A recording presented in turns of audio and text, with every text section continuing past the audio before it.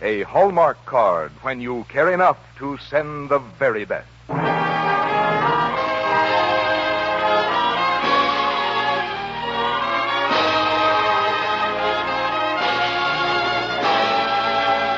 Tonight, from Hollywood, the makers of Hallmark greeting cards bring you Mr. James Hilton in Herta Pauli's The Story of Silent Night on the Hallmark Playhouse. Each week, Hallmark brings you outstanding stories chosen by one of the world's best-known authors, Mr. James Hilton.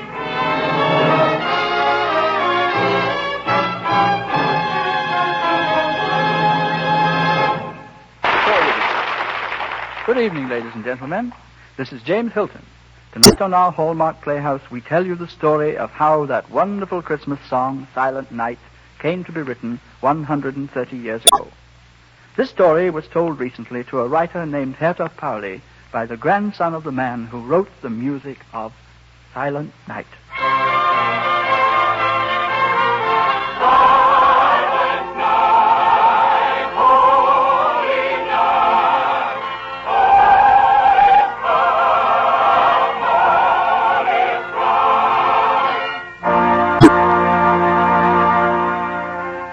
Christmas, the year of our Lord 1948. 1,948 years from the miracle of Bethlehem. Christmas, the birth date of the Prince of Peace. The birth date of hope and faith. The birth date of a miracle.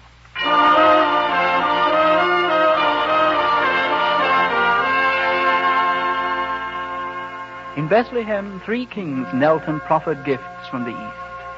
Since Bethlehem, many gifts, recorded and unrecorded, have been created of man's love of God and humbly offered in his honor. What you are to hear tonight will tell you of one such gift offered by 2 humble men 130 years ago this Christmas week. This, too, is the story of a miracle that was born one silent night. All is calm, all is bright, from yon virgin mother and child. We are going back now through the arches of the years, back 130 Christmas Eve, to meet a man named Joseph Moore, Father Joseph Moore. Those voices you can just barely distinguish are all voices that have said Merry Christmas through the years. Their sentiment remains and lingers on the Christmas air like a blessing.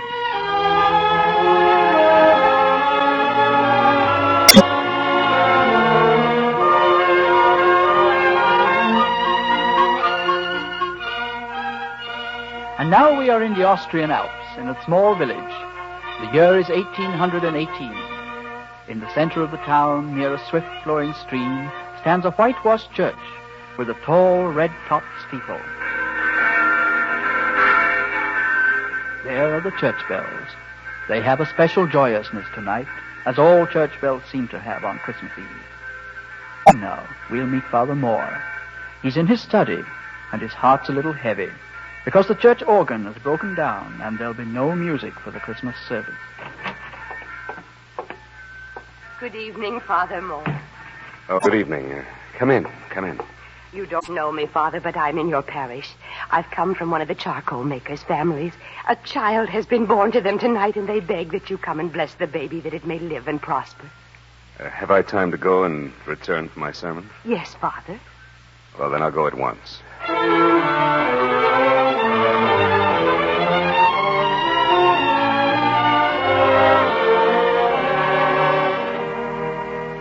And so it was that on Christmas Eve of the year 1818, Father Joseph Moore followed a woman up the rocky foothills of the Alps to a simple hut and blessed a baby on Christmas Eve.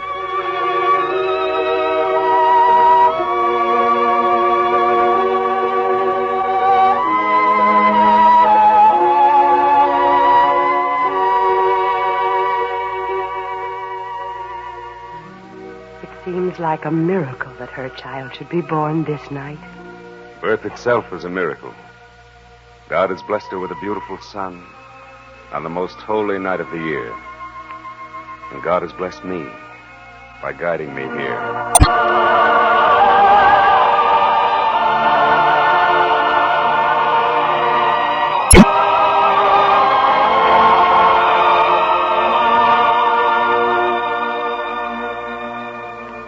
Father Moore walked down the snowy mountain, transfixed, transfigured. He thought of the baby and of the sacred night, and words began to stir and form themselves within him. Holy night, silent night, holy night. All is calm, all is bright. Silent night, holy night. All is calm, all is bright. Round yon virgin mother and child. Silent night, holy night. All is calm, all is bright. Round yon virgin mother and child. Holy infant, so tender and mild. Silent night, holy night. All is calm, all is bright. How simple is the coming of a miracle to a stable in Bethlehem, to the heart of a man.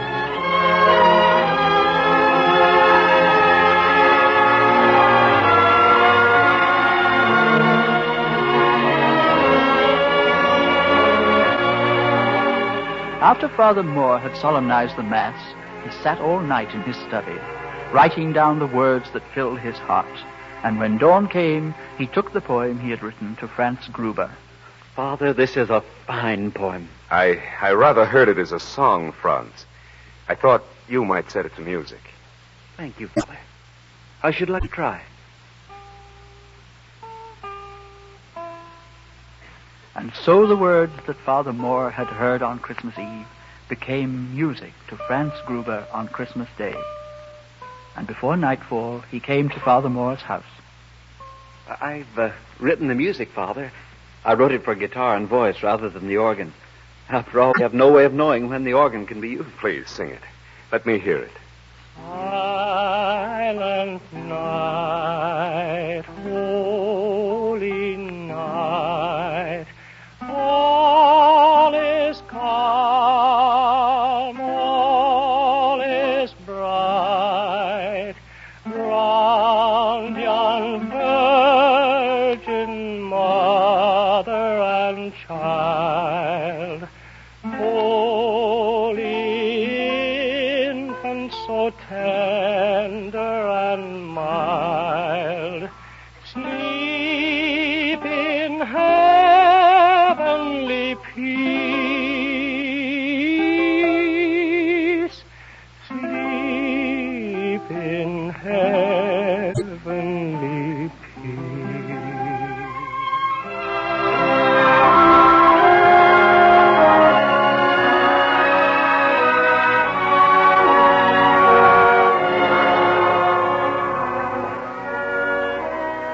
In a neighboring Austrian province lies a valley, the Zillertal.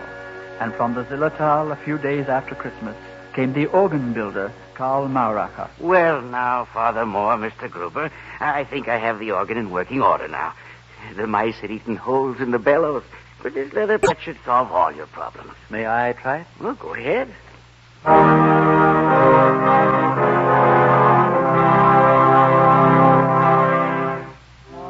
Silent night, holy night, all is calm, all is bright.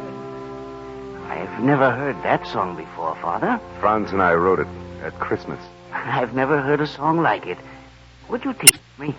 I know people would like to learn it down in the Zillertal. We'll be happy to teach it to you. Won't we, Franz? We will be honored.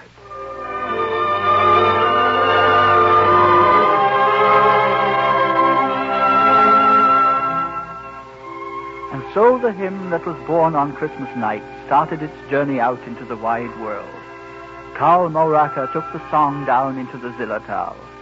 Silent Night was on its way from a small church high in the Alps to the cathedrals of the earth.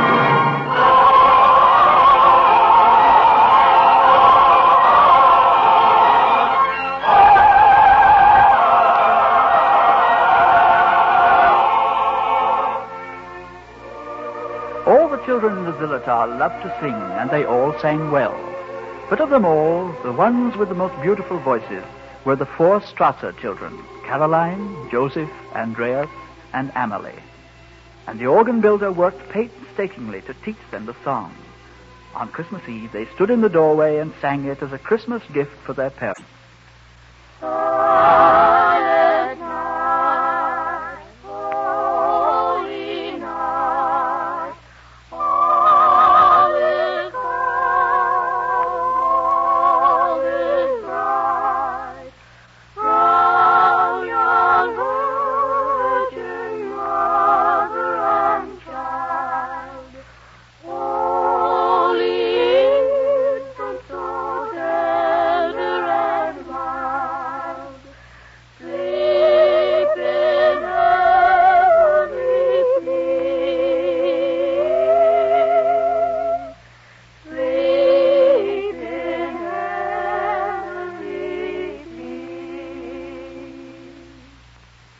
What a wonderful Christmas gift.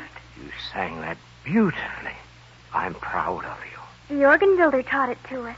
Thank you, Mr. Maracas. I hoped in the spring when Mr. Strasser takes the gloves to sell at the fair in Leipzig, perhaps he would find a way for you to sing the song there. Sing at the fair. We aren't good enough to do that. We could never do it. Why do you want him to sing the song there, Mr. Maraca? Well, to me, this song is almost like a song from heaven. The words came to Father Moore on Christmas Eve. The melody to the schoolmaster, Gruber, on Christmas Day. They gave it to their parish, and then it was given to me to carry down into the valley of the Zillertal.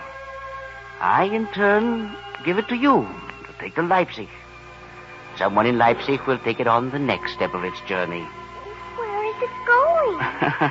Who knows, little Amalie? Perhaps everywhere. But who in Leipzig? I don't know that either. But someone will make him or herself known to you, and the song from heaven will go on across the earth. Will you take it to Leipzig and send it on its way? Oh, yes. Of course we will.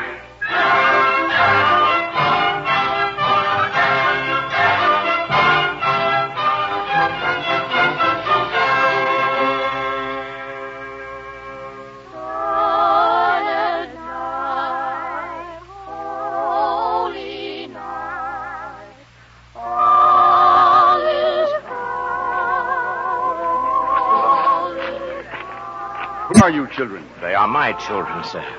I'm Strasser from the Zillertal. This is my glove stand. We're here at the fair to sell chamois gloves. Your children have beautiful voices, Mr. Strasser. Yes. They sing every afternoon, and the people stop to listen to them just as you saw today. And do they also buy the gloves? Yes, I think it helps business. In any case, it does not harm it. It was their song that caught my attention. The song, sir? Yes, I have never heard it before. My name is Polenz. I am the Director General of Music in the Kingdom of Saxony. The Director General of Music? Yes, I wanted to ask you children if you would care to appear at a concert one of these days. A concert? Oh, that would be terrible. I'm afraid they aren't experienced enough, Mr. Polenz. We must do it. We promised Mr. Morocco we've got to do it. It doesn't matter if we aren't good, as long as we sing it. We'll be happy to sing at a concert, Mr. Pollens. Well, we may not be happy, but we'll do it. Good. Next Tuesday, then, at the Gewandhaus, there will be an orchestra concert. Perhaps at the close of the concert, you will honor us with this song. The King and Queen will be there. The King and Queen?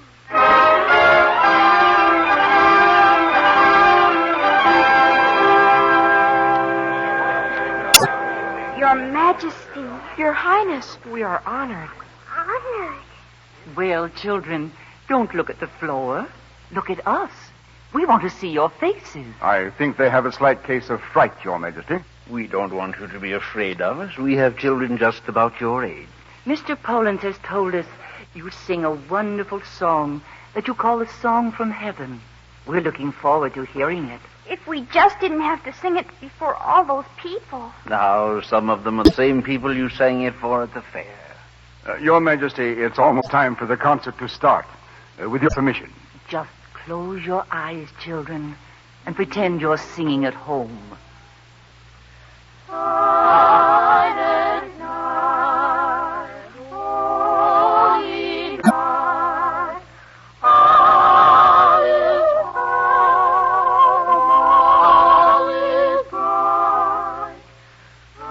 king and queen smiled and listened, and listening with them was the director of the Berlin Cathedral Choir.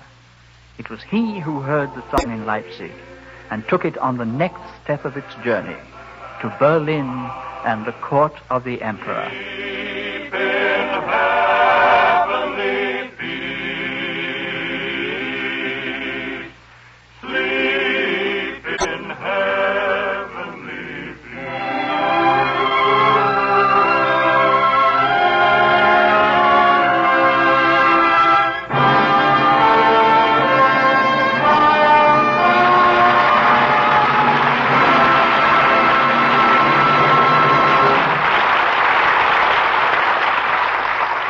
In a moment, James Hilton will return to bring you the second act of The Story of Silent Night. You've been so busy buying gifts for others, now let me tell you about a Christmas present for you from the friendly store where you find Hallmark greeting cards. It's a Hallmark date book. I have one in my hand now, and what a little beauty it is, from the colorful camellia on the cover to the last pink and white page in the book. It's just the right size to tuck away in your purse or keep beside your telephone, and so useful you'll always be referring to it. Just inside the cover, there's a place for your name and a list of important dates, like Easter and Mother's Day. Turn the page, and there's a calendar for January 1949, with a space beside each date for jotting down things to remember, social engagements, appointments, anniversaries. There's also room for names and addresses of people you'll want to remember during January. And so for every month of the year, right through to December. You'll find it especially valuable right now because at the back of the book there's a place for your next year's Christmas card list, room for names and addresses, and an easy way to mark Christmas cards sent and cards received. You'll find so many uses for this handy Hallmark date book. Why not get your copy right away? It's yours without obligation, a Christmas gift to you from the friendly store where you find Hallmark greeting cards. Now back to James Hilton and the second act of The Story of Silent Night.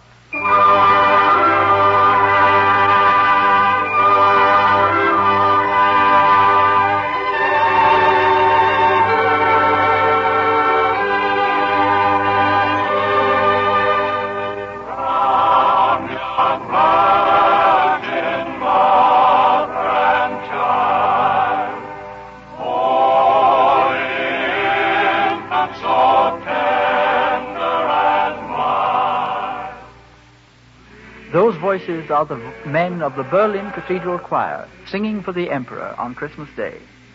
There's the Emperor in the royal pew singing with them. No, he stopped singing.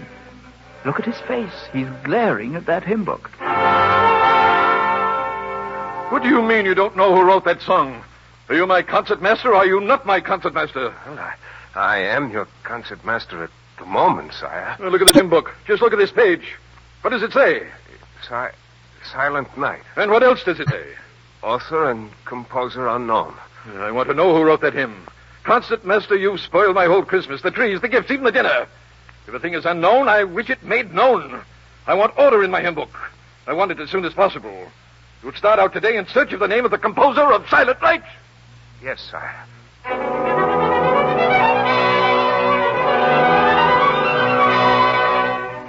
So it was that Concertmaster Ludwig Erck started out to trace the origin of Silent Night.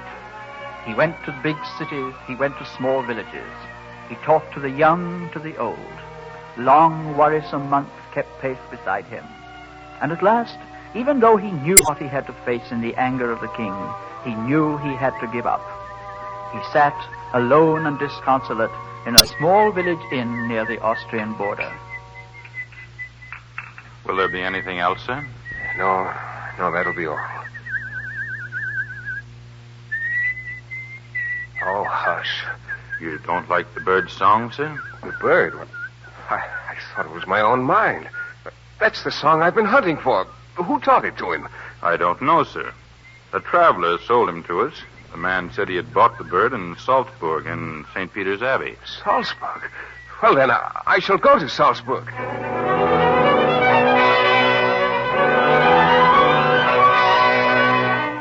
To Salzburg, to St. Peter's Abbey, which had been built 1,000 years after the birth of Christ.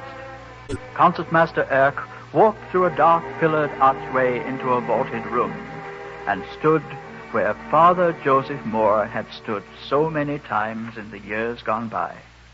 Silent Night? No, I have no recollection of it. How did you happen to come to us, sir? I heard a bullfinch sing tune, Father. The innkeeper told me the bird came from this abbey. No, we don't allow any of our students to train songbirds here. We consider it a cruel practice to deprive God's creatures of their freedom. I see. Well, perhaps it was a mistake.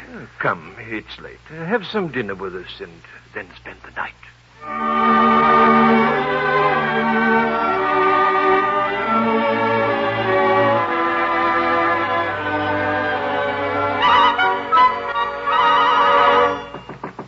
Yes?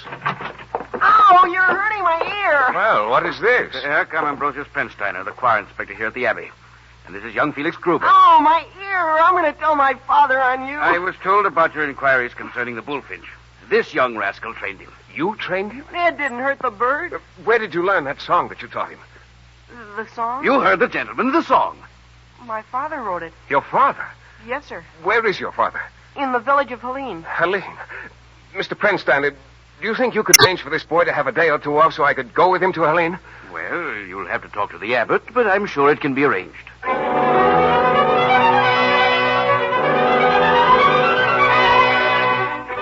And now young Felix Gruber and Concertmaster Erck are tucked in a fine sleigh behind a team of the Abbey's finest horses. The bells sing out gaily across the clean, crisp air, and the snow crunches under the horses' hooves. Now they are going through the pass above Helene, and now they're skimming down the main street to the market square before the church, and now they are pulling up before the small, friendly house which is the home of Franz Gruber. And so it was at last. Concertmaster Erck sat with the composer of Silent Night. Mr. Gruber, I bring you and Father Moore the compliments of the king and the whole country. Well. Father Moore is dead. God rest his soul, these 6 years past. Oh, I'm sorry to hear that. Yes, he was a fine man. Do you have all 6 stanzas of the song? No, we have only 4. Felix, hand me the guitar, please. Here, Father. Silent night, holy night, pouring forth all the might of our Father's love and grace, as Jesus spoke in our brother's embrace. All the nations of man, all the nations of man. And so the words and the facts are taken down, and above the music will be the names Gruber and Moore. Concertmaster Erck walks out to the snow after dinner, and as he walks, he looks up at the snow-covered Alps that Father Moore loved. And Franz Gruber watches him from the window and wishes regretfully that Father Joseph Moore had been here to see his song brought back in triumph to the village of Helene.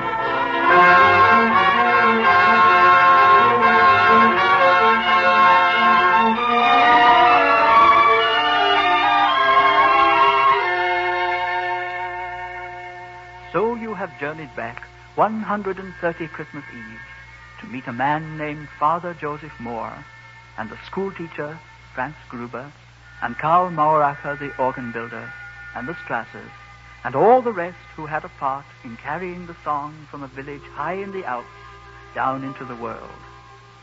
Yes, now it has bridged 130 Christmas Eves. Now it has been sung by the old and the young, the rich and the poor. It has been sung in every language, in every country of the world. It has become a prayer that men can live together in one world as brothers, and that there be indeed peace on earth, goodwill toward men. you have heard the story of a miracle that was born one silent night.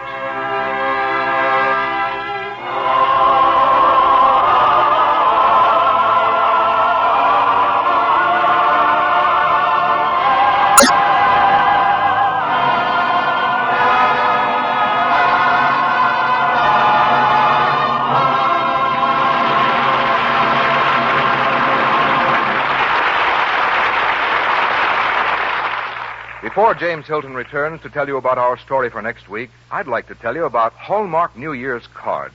They're as bright and gay as a New Year's party. They're a thoughtful expression of friendship, and they're the best way I know to remember someone you may have overlooked when you sent your Christmas card. Remember, these are Hallmark cards. When friends receive them and glance at the back, as you did, they'll see the hallmark and know you cared enough to send the very best. Here again is James Hilton. The story of Silent Night and the music you have just heard has all the beauty and joy and happiness of Christmas. There's nothing anyone can add to it. But I would like to introduce the man who's responsible for the splendid music you've just heard. I know you'd like to meet him because so many of you have written us to praise his music. He's Lynn Murray, the musical director of the Hallmark Playhouse, whose work contributes so much to the success of our performances every week. Lynn, I personally want to thank you, not only on my own behalf, but for all our Hallmark people everywhere for helping to make our Playhouse musically outstanding. Thank you very much, Jimmy.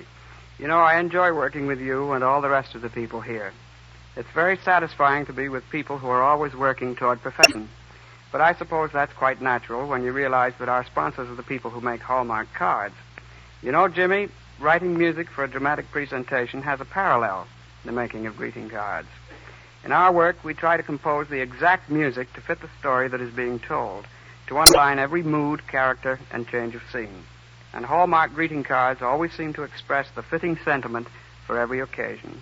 And by the way, I want to ask our audience to be sure to listen next week when we will dramatize your own book, Lost Horizon, with one of Hollywood's finest actors, Herbert Marshall. And the following week, it'll be our pleasure to present Louis Bromfield's MacLeod's Folly, starring Robert Young.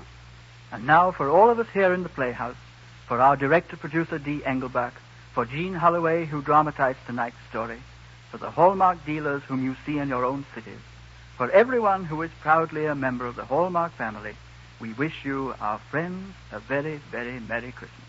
Until next Thursday, then, this is James Hilton saying good night. Look for Hallmark cards that are sold only in stores that have been carefully selected to give you expert and friendly service. Remember Hallmark cards when you care enough to send the very best. This is Frank Goss saying good night to you all until next week at the same time when James Hilton returns to present Herbert Marshall in Lost Horizon, and the following week MacLeod's Folly starring Robert Young. This program came to you from the Hallmark Playhouse. This is CBS, the Columbia Broadcasting System.